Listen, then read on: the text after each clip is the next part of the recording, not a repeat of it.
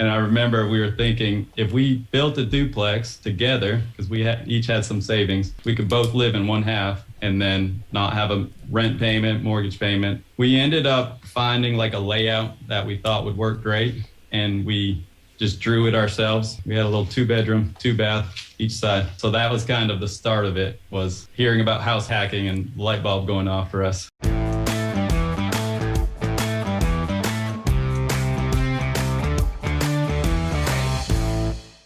Welcome to the podcast, Real Estate Investing with Coach Carson. I'm your host, Chad Carson. You can also call me Coach. And this is a show to help you get out of the financial grind so you can do more of what matters. Whether you're a first-time listener or a long-time listener, thank you for being back for another episode.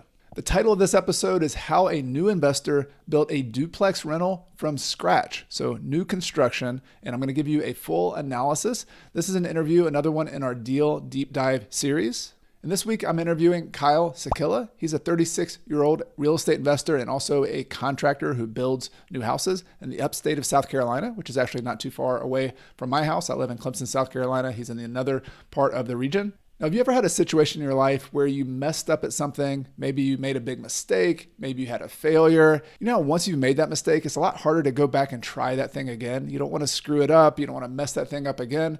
Well, an interesting part of our story, my interview with Kyle today, was back in 2008 and 9. He and his brother bought some rental properties. So he got started back then, and it actually went very badly. During the recession, they actually lost these properties to foreclosure. So he talks a little bit about that, the beginning of the story. Like I said, I worked for my brother doing concrete through the summers. So in 2007, I think we partnered together to buy some properties, fix them up, and keep them as rentals. And then when everything crashed, early 2009, I got called from all 3 tenants that they were moving out. And it was a lot to handle. I didn't have any money, no cash reserves. So we ended up losing all 3 of those to foreclosure. What's amazing is we're going to go in how he transformed. He actually changed careers from being a CPA to being a general contractor constructing houses.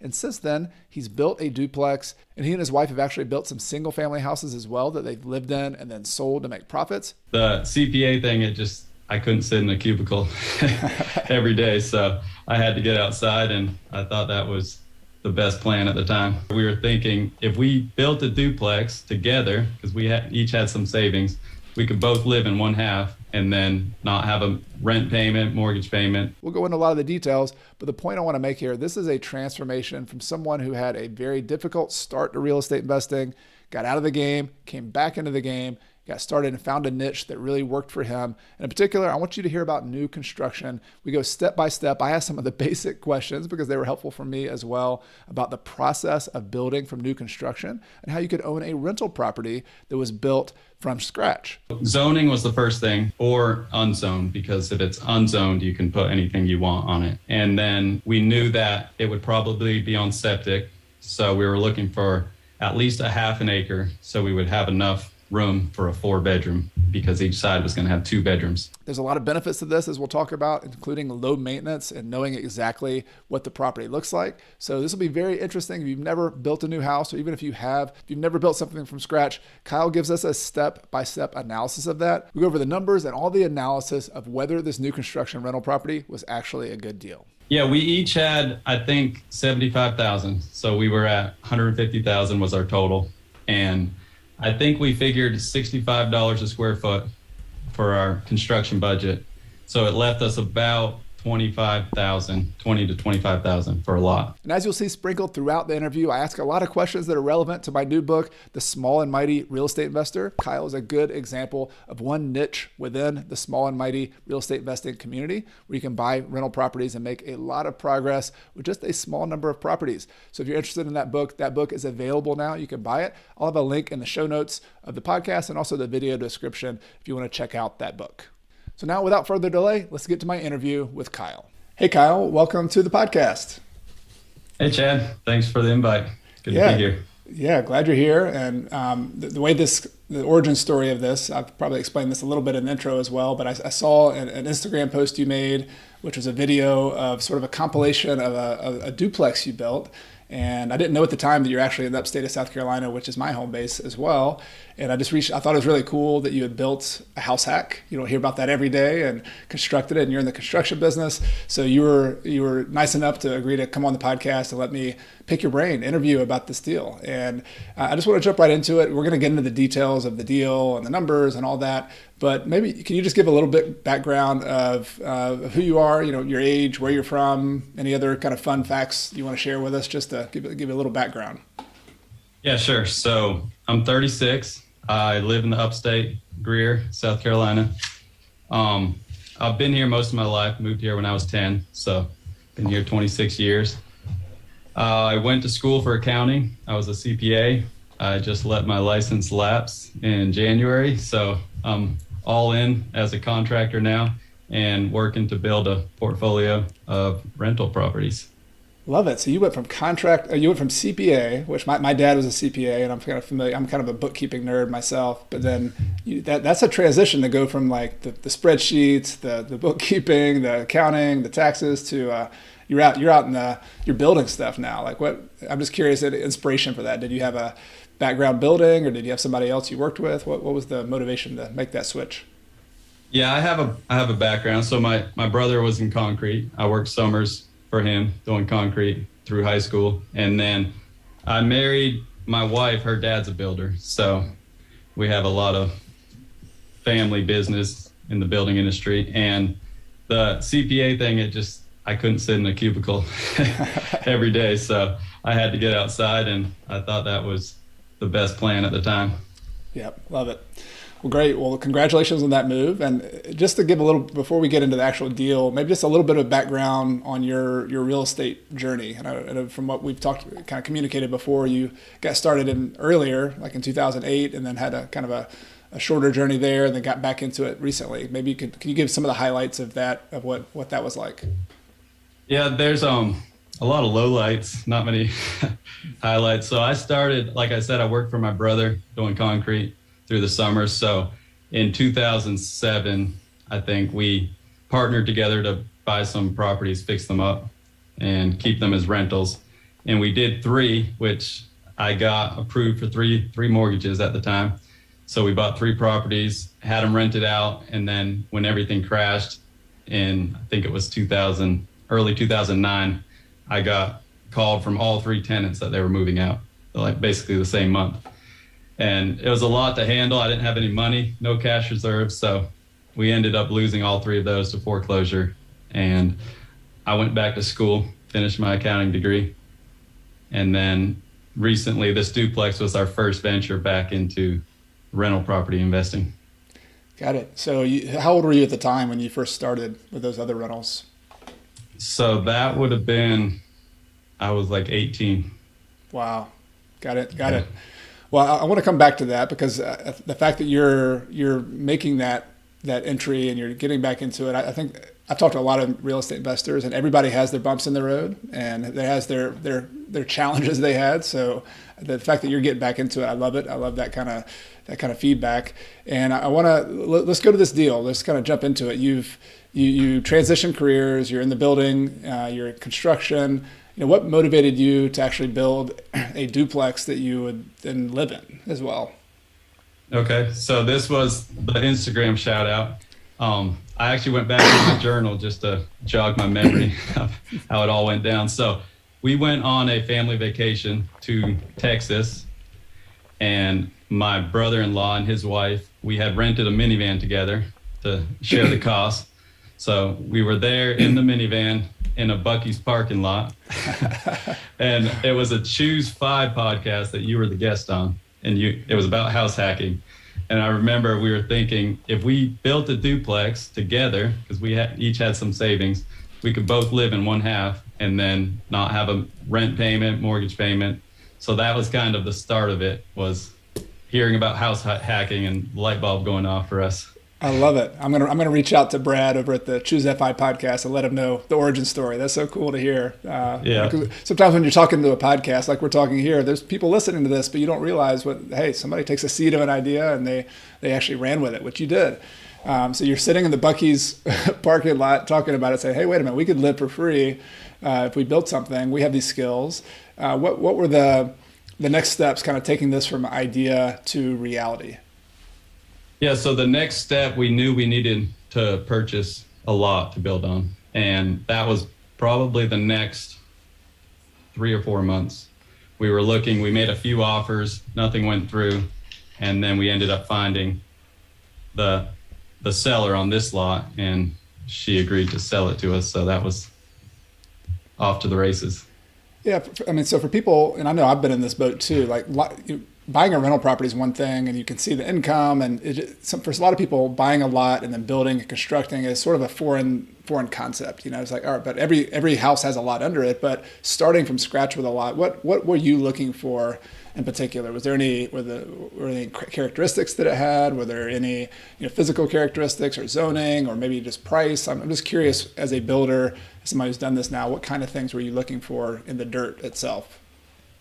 Yeah, so zoning was the first thing. There is a multifamily duplex zoning in the county I'm in. So we were looking at everything we could find that had that zoning, or unzoned, because if it's unzoned, you can put anything you want on it.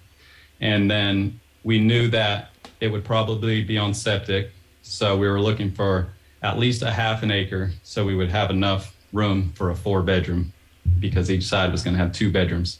So a 4-bedroom septic, we needed at least a half acre to have enough space. Got it. So there's a space requirement. You're thinking about sewer. How do you deal with the sewer part of the property? And then the zoning. Zoning's such an interesting topic that people, once you learn about it, it's like a rabbit hole. There's so many different nuances. As a builder, there's the setbacks and development requirements, and that can be it's a whole episode in of itself. But you knew the zoning you were looking for. It sounds like that helped you zone in and say, all right, here's certain properties I'm looking for. Was there a certain price you had in mind? You're like, is it just what you could afford? Did you work it backwards from the end and say, here's what I can afford to pay for a lot? Yeah, we each had, I think, $75,000. So we were at $150,000 was our total. And I think we figured $65 a square foot for our construction budget. So it left us about $20,000 to $25,000 for a lot. So we were looking at anything from $20,000 to $30,000 for a lot at the time. Well, we would take a cheaper one, but that was our ballpark. So you worked it backwards. It sounds like you said $65 a square foot, and this is something as a builder you have a little bit more of a pulse on. But that when you start with the square footage of the duplex. Here's what we want: 2 bedrooms on each side, certain number of bathrooms, certain number of kitchens, certain square footage. That you can decide. You can work it backwards and say approximately this much cost per square foot. That'll give you a certain price. And you subtract that from how much money you had, which you and your brother-in-law had, and you had cash saved up. Is that right, or did you have a line of credit? Like, where'd you get that money to do it? So we had $75,000 each in savings, and we had both built and sold our personal houses.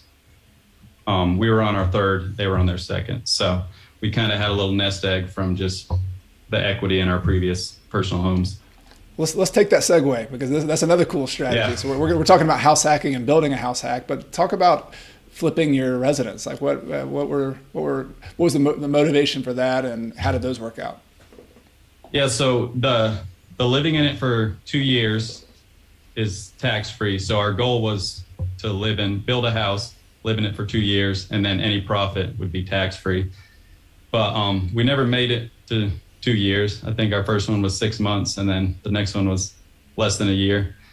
But that was our original plan, why we wanted to do it, because we knew we could, if we built it ourselves, we would have a lot of equity. And then if we could just make it 2 years, we could sell it and cash out tax free. Love it. It's one of the best deals in the whole tax code is if you can live in it 2 years. So it sounds like you built them, you built the equity, you made a profit and just paid taxes on it, or just dealt with that. But you were able to build up a nest egg. And how much time did it take to do those multiple residences? So we were living in our third, and we had been in each of the previous 2 for less than a year. So we were probably 2 years from when we started our first personal house. And we did that one with the first 2 with my father-in-law. He was a builder. He is a builder, so he helped us with that, partnered with him. Got it. So this helped you get your nest egg. You flipped houses. You used your building skills to do that, and then now you have the nest egg. You're going to buy this house. You work the numbers backwards, and the lot you can afford to pay $25,000 to $30,000. So let's talk about how you found that lot. You knew sort of generally where you're looking for, but was it a lead from a realtor? Did you just stumble upon it? Like how'd you find it? No, the lot we actually purchased, it came up from an old memory. So we had been looking for a while, and then I remembered from back when I was dating my wife, I would go to church where she went, and I would drive down a road, and there was a for sale by owner sign on this big empty lot for years. And this was like 5 or 6 years before. So I went on Google Maps to see if I could find an old like street view with the number on it. And they didn't have it. So I just looked it up on the county website, and the same owner had owned it for at least 10 years. So I knew that they hadn't sold it. And I reached out to her on Facebook, and we made an offer. I actually went back and looked. We offered her $25,000, and they countered at 27, and we bought it. Nice. How was that process of cold reaching out to somebody? Was it awkward? Were they like, why are you contacting me? You know, some people have that kind of reservation about just going to a property owner, sending them a letter, sending them a message on Facebook. Like, what was that process like? Yeah, it was a little nerve-wracking. Like, I just sent the message. I didn't hear anything for a few days. So I kept thinking to myself, should I respond, say something else? So I just let it be, and finally she responded. Do you remember what you said in the first place, like that out of the blue message? I don't. I think it was just something to the effect that, hey, I noticed you own this lot, and I remember you had it for sale at one point. Was wondering if you're still interested in selling it. Beautiful. So this is I don't know if you use the driving for dollars strategy. I talk about it a lot on the podcast, but this was like a memory driving for dollars. You remembered this in the back of your memory somewhere, right, that you'd seen it, and you went back and did a little detective work and found the owner. So cool. You reached out. And so the negotiation was, you offered 25, you knew where you were looking for. During the negotiation, did she first say, this is what I'm looking for? Or did she just say, make me an offer? Like, how did the back and forth start off there?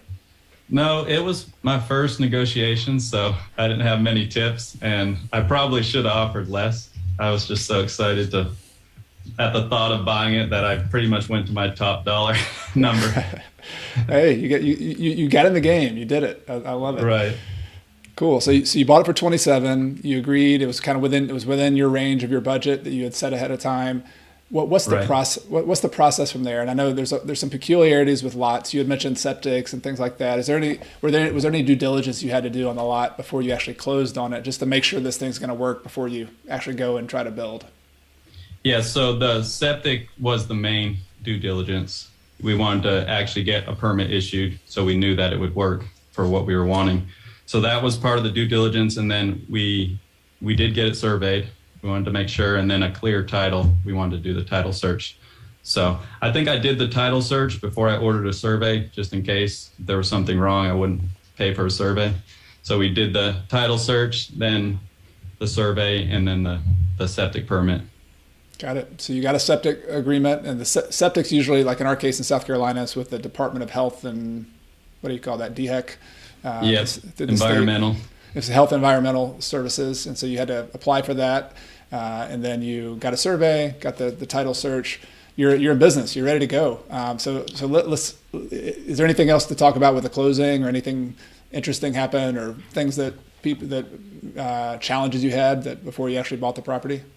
No, the closing, everything went smooth. The surveyor called me when he surveyed it because there was an old car axle in a corner that the neighbors were treating as the property line, and he wanted to inform me that it was actually a couple feet further past that. So we didn't have any issues with the neighbor. They were real nice and cooperative, but he just wanted to make sure that we knew that wasn't the right corner. Yeah. How big was the property once you finally had it surveyed? Do you remember the acreage?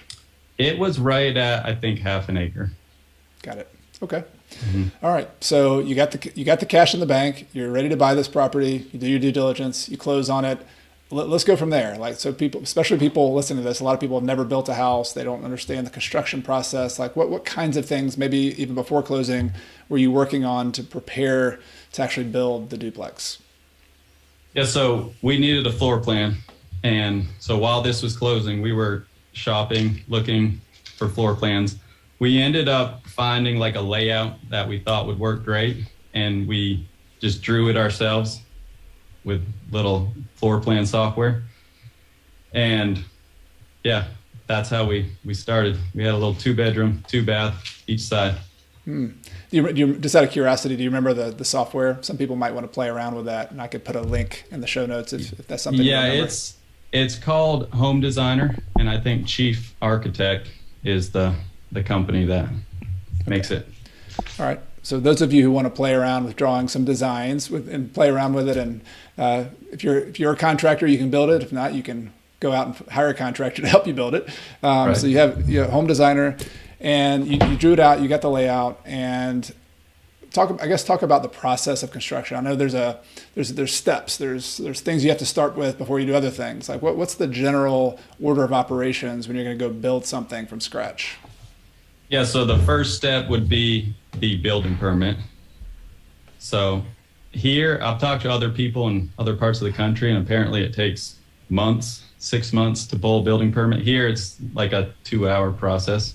You fill out the application and bring it down to the county office, and 2 hours later, you have a building permit. So we pulled that pretty much the day after we closed. So that was the first step. Yeah, I know people in California and New York they're like pulling their hair out. Wait, you got a permit in 2 hours, and it takes us 2 years to get it, and plus you have to pay $150,000 in permit or impact fees, and there's different Right. states have different processes for building.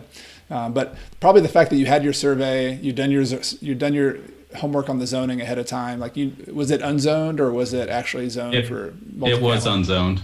Got it. Okay. Yep. Got it. So there's not a whole lot of process at that point. All right. So you get the building permit, you pay your fee. You put I assume you put some kind of showing your what do you call that? Your symbol that you've got the permit out at the job site, so that if somebody drives by, they know you're legal and you're doing this, having a permit. Talk to me from there. Like what are the next steps? Yeah. So permit box posted. There's a tree nearby. Screw it up, put your permit in it, so people know you're legit.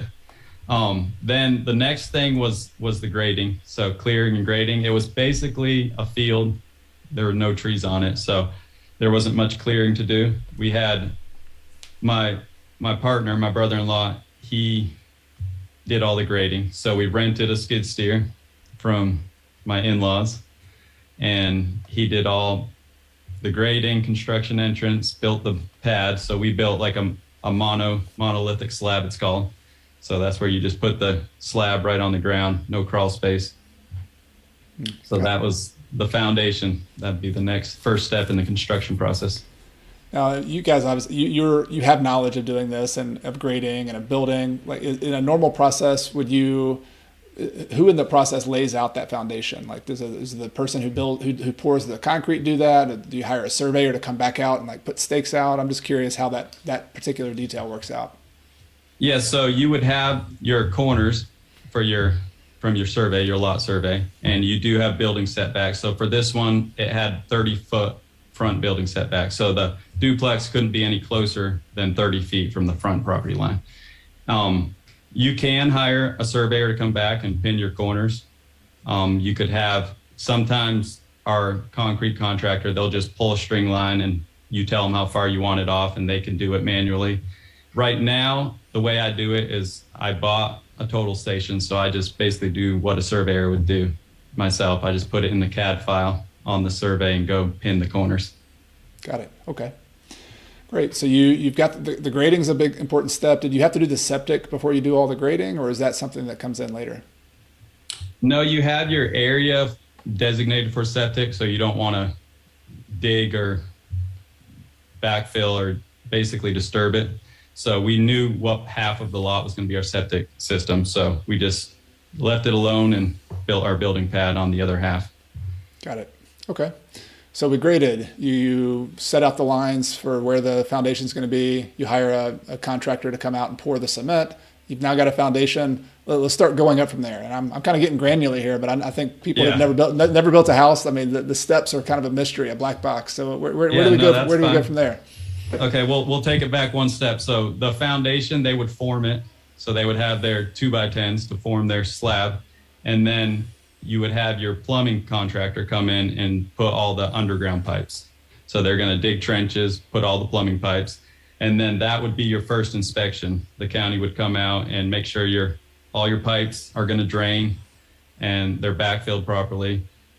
And then your slab contractor, concrete contractor would come and cover up all the pipes, put gravel, dig your footings if he hasn't dug them already. And then you would get a second inspection, which would be, before you pour any concrete, would be your footings. They're going to test, make sure they're firm, and make sure the slab is prepped properly. Got it. So your county government, your city government, whoever the building official is, comes out. They have a couple of steps at the beginning before you start pouring cement and making things permanent or semi-permanent.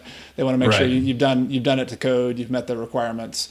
And so how long do those inspections take in your case with South Carolina? I know this varies a lot, county to county, city to city. But when you call and say we're ready, we've got we're ready to pour a slab, like does that take a day, a week, a month? What does it look like?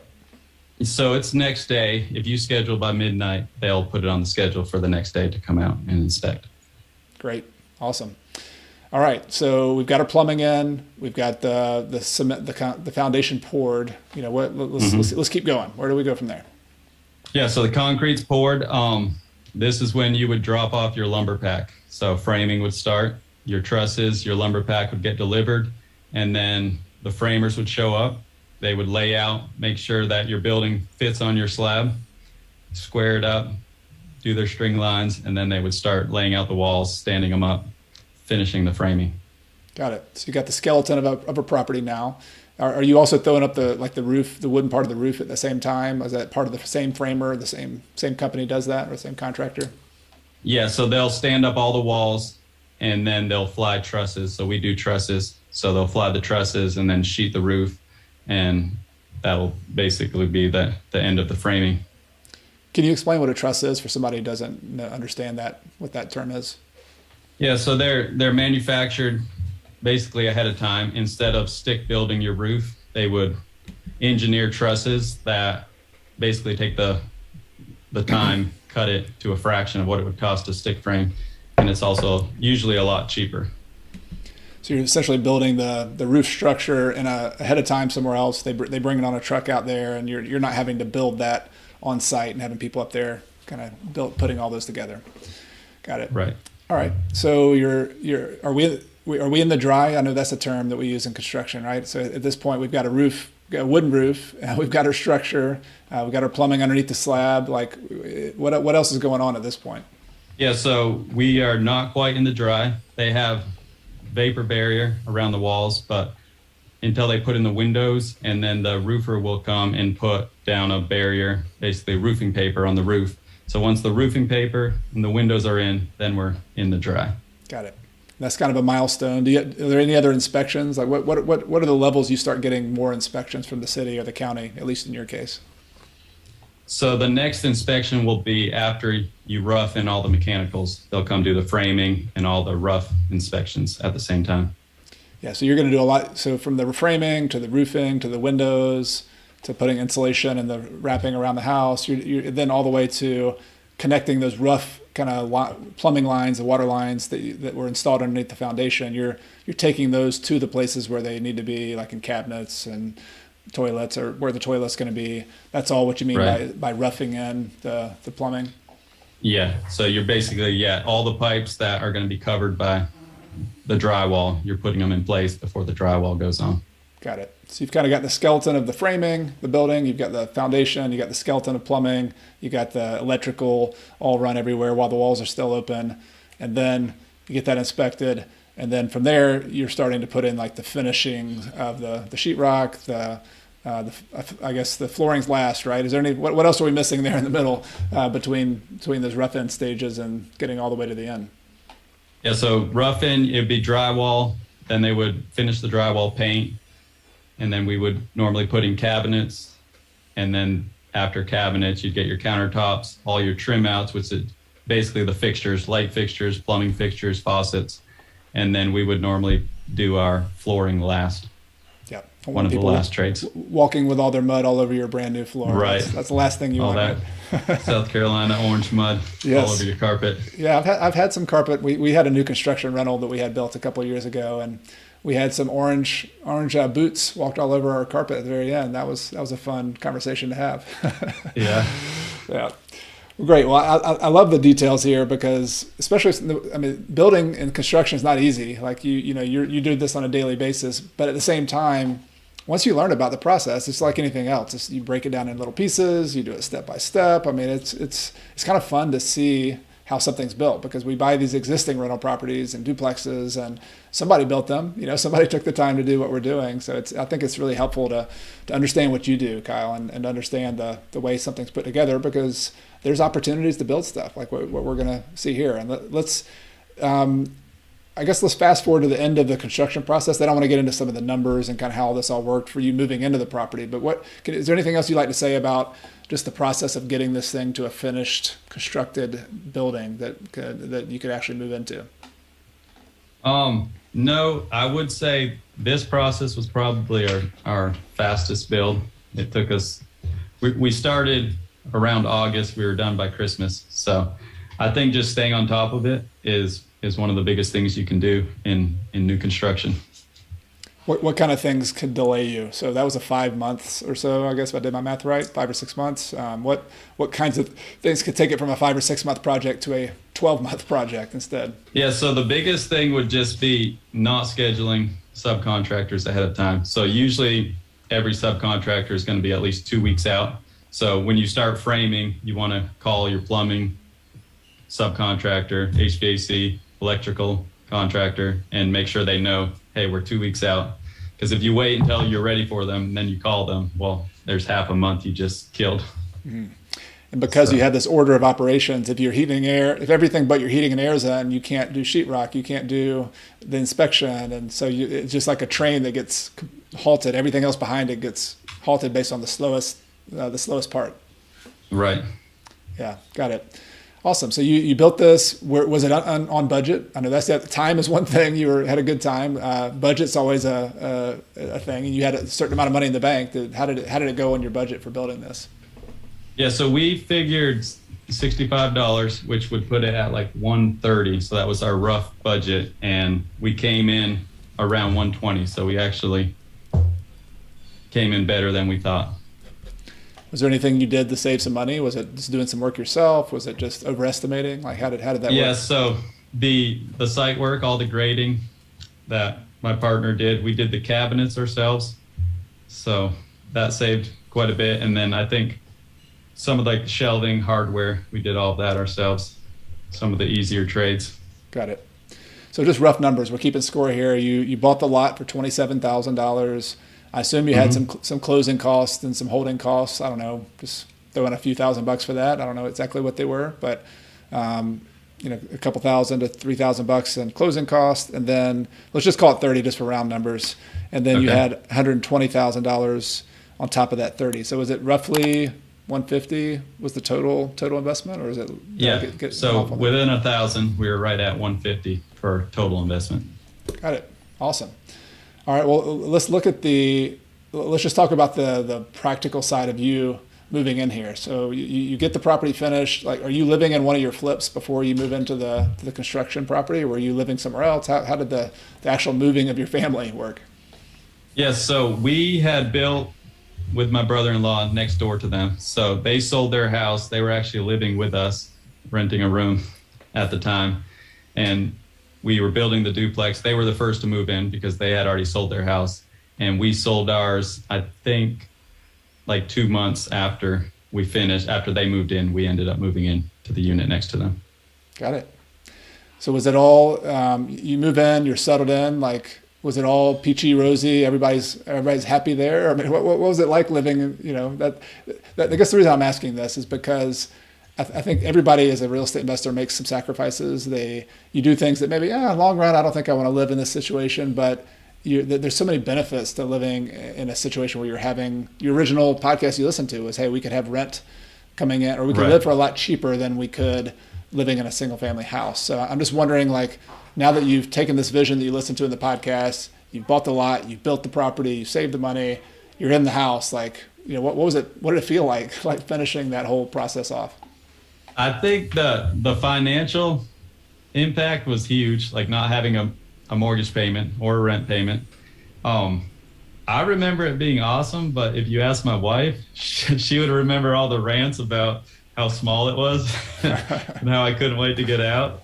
So we learned a lot about designing. So we basically took that same footprint and turned it into a 3-bedroom, which we built again. And looking back, if we had lived in a 3-bedroom, it would have been a lot better. I would have had an office or at least an extra space, not like the kitchen table with printers and spaghetti all getting mixed together. That's always good when you have a real estate contract or a contract with your client. You have some spaghetti sauce on the signature line. That's classic. Yeah, right. The sacrifice was, hey, we're living in a pretty small space. There's some not comfortable parts of that, but I feel like those are like the war stories of your journey, right? My wife and I lived in a 4-plex, and we lived in a 2-bedroom, 1-bath, and somebody who slammed the door on unit number 4, we would hear it in unit number 2, and unit number 1, when they were cooking, we had a couple who were graduate students from China, because we live in Clemson, and they were in the physics department, and they would cook their just amazing Chinese food, and we would smell, as soon as they started cooking, we smelled everything. And so like at the time we're like, this is not good, like, man, do not like this. But I'm kind of like you, I have fond memories of that time and our little tight space, and it was great and living. So, but just for everybody, I want everybody to see the good and the bad, right? There's nothing 100% perfect about a living situation. Right. How long did it go for you guys? So you're in the house, you have no debt on the property, which is pretty cool at your age to be living with a young family and not have any debt on the property. How long did it last that you stayed in the property and lived there? So we moved in the Christmas of 2017, and we basically lived there the entire next year. So we started construction on our next house right after we moved in. So it took about a year to finish our next house, and we moved out basically one year later. And was this next house, or are you kind of on the same plan? We're going to build a house, build some equity into it, later on flip it, that kind of same strategy? It was. So that house, it's kind of funny. We did get it under contract after living in it for a year and 10 months, and we set the closing date to 2 years on the date. So there you go. We lived exactly 2 years and moved out of the next one. So cool. How did you, just roughly, like profit wise, did you do pretty well on that deal? Which deal? Well, the one you said 2 years later that you sold. Maybe I got the order of houses wrong. So you had a couple houses you flipped before the duplex, and then you moved into the next house after that, right? As well.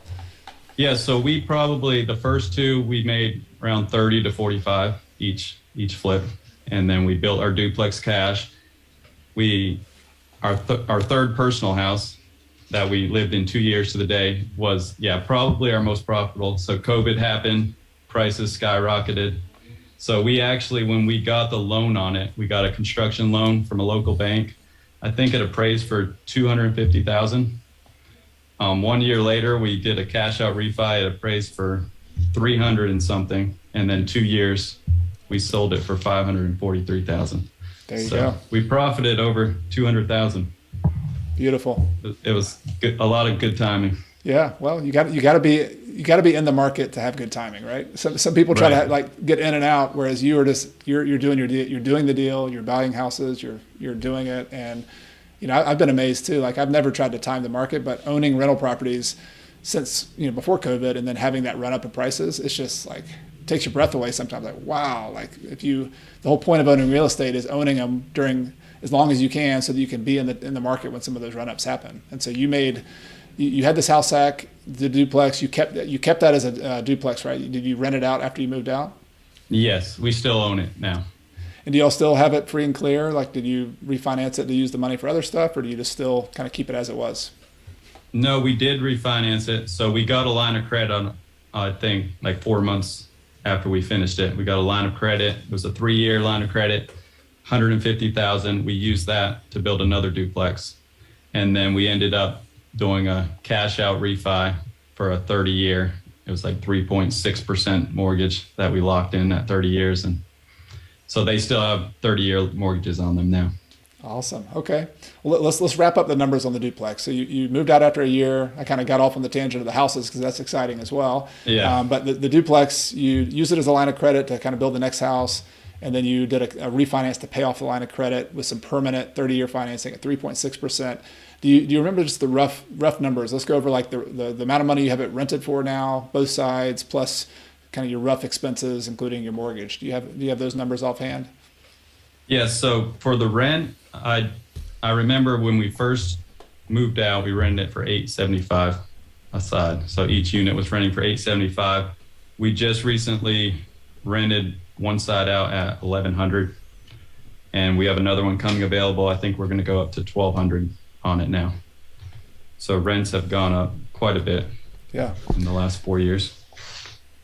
And so you have you had roughly $150,000 as your basis or your cost on the property, and starting off as at $1,700 or so, $1,750 in rent. So even there, you, by building it yourself, by adding some value, some equity into the property, you're renting it above the 1% rule, which I always tell people is a rule of thumb. It's not the end all be all, but it's just kind of a rough gauge to say, is this have a potential for cash flowing or not? And yours was better than, if it had been the 1% rule, your property would have rented for $1,500 per month, but yours rented for $1,750 to start, and now a few years later it rents for $2,400, $2,200 to $2,400. So you're in the cash flow department. You're doing well, even with a mortgage, I would assume, right? Yeah, it's probably one of our best cash flowing properties, and I think that mortgage has a lot to do with it. Yeah, for sure. What do you have the rough numbers? I know you sent me some ahead of time. I'd like to share them with everybody just to give people an idea what that might look like.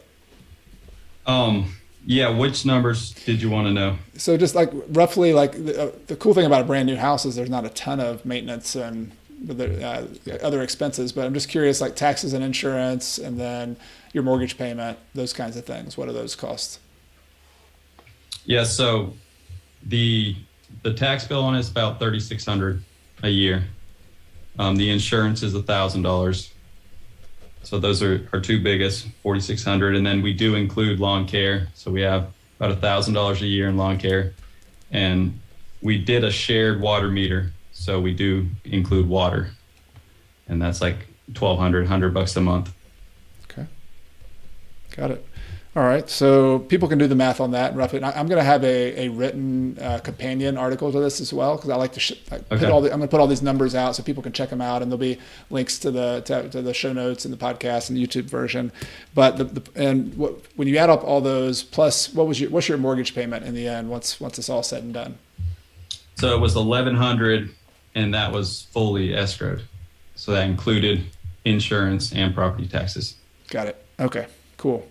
So just rough numbers, and I like to do like just really rough back of the napkin. If you had a $2,000 a month rent, yours is renting for $2,400 now. But even if your expenses were 50% of that, you'd have $1,100 or $1,000 or so. But yours could definitely be less than 50% of your rent. It's probably going to be more like 30% of your rent, somewhere in there. Yeah. So if you had 30% of, I'm doing my math really quickly there, like $1,400 or $1,600 a month, something like that.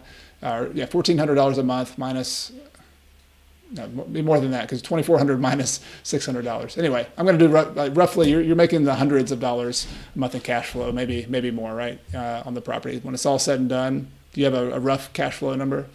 Yeah. So the last 4 years, it's cash flowed $26,000.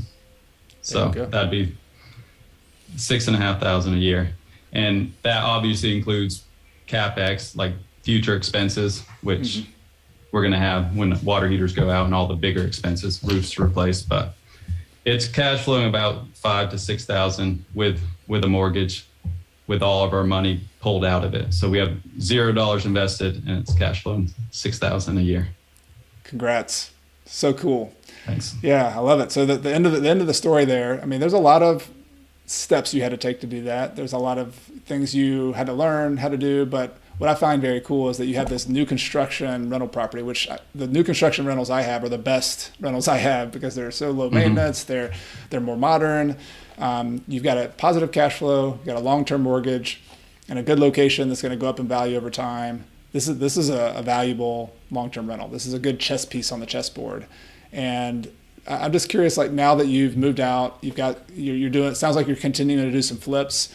Like what's next for you? Like what's the big picture when you and your wife talk about what you're trying to do with this rental stuff and with the flip stuff? Like what's the ultimate goal for you guys so that you can kind of your destination that you're trying to get to? Yeah, so eventually I would like to be hands-off completely. So right now we self-manage, so it's a lot of hands-on property management, which helps them to cash flow more for us. But we want to build a portfolio big enough where we can hire property managers and not do any of it and cash flow enough to basically cover our lifestyle expenses. So we envision traveling a lot more. There's a lot of places we want to go see, especially while the kids are younger. So we're trying to do it now versus in 10, 15 years when they're gone. So that's kind of where we're at. Cool. Very good. Well, so I guess my final question would be, this has been a lot of cool details, so thank you for sharing the behind the scenes of it. If somebody's listening to this, whether they're wanting to build new construction or just getting into just doing more rental properties themselves or flips, do you have any mistakes or big learning lessons that you've picked up over the last few years or even the entire time you've been investing? So anything you would suggest to people that they also learn or maybe take away from your lessons that you've had?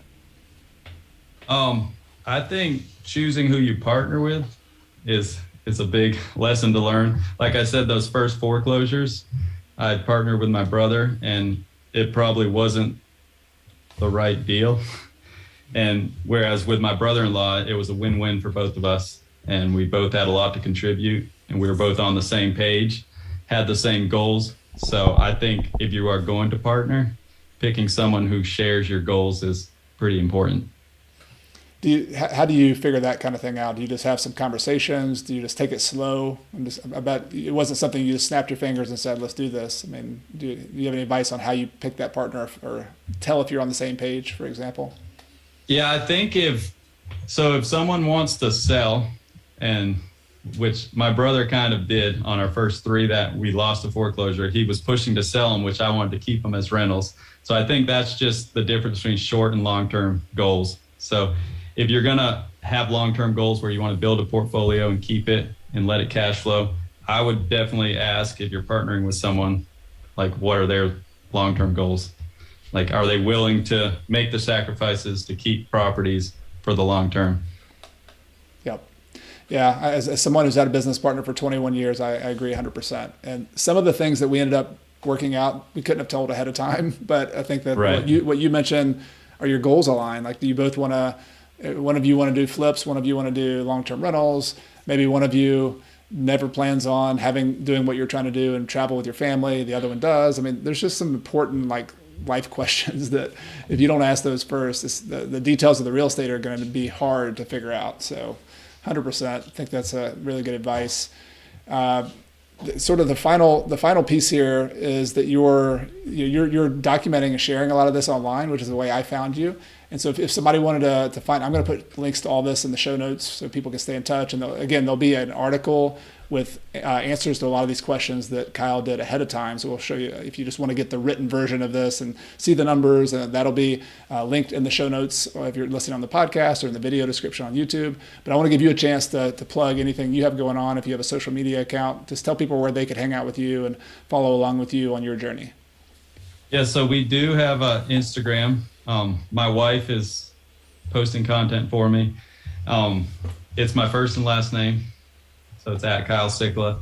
And we're just documenting our journey of building new construction.